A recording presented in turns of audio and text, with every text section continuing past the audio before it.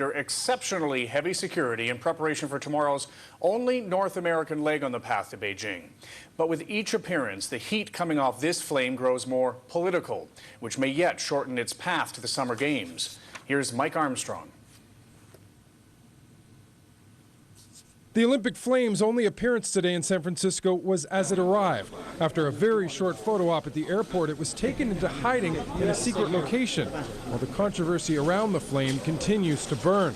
One of the torchbearers scheduled for tomorrow's run pulled out. I understand anyone that might feel that they don't want to expose themselves to something more than protest. So we do know of one person so far. This is what that person is likely trying to avoid, carrying a torch protesters want to extinguish. In London on the weekend, 37 protesters were arrested. In Paris yesterday, despite thousands of police officers, the run had to be cut short. Now, San Francisco is on alert. There's extra security on the Golden Gate Bridge as police try to prevent a repeat of this. Protesters climbed onto the structure yesterday and hung pro-Tibet banners. Among those arrested, a Canadian, Alexandra Taub.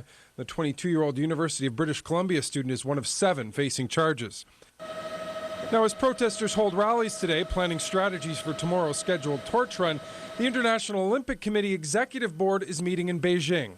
If you want to protest, it has to be peaceful. The head of the IOC says he's disappointed with the lack of respect for the Olympic flame and that the remainder of the international torch run may be canceled. The IOC will discuss shutting it down with Chinese officials on Thursday. It's not the end of the world. Canadian IOC member Dick Pound says he's never been a fan of the international relay, but all the same, he says protesters are off message, calling for human rights by acting like thugs. When you start being aggressive, I think you lose whatever moral high ground you might have had going in.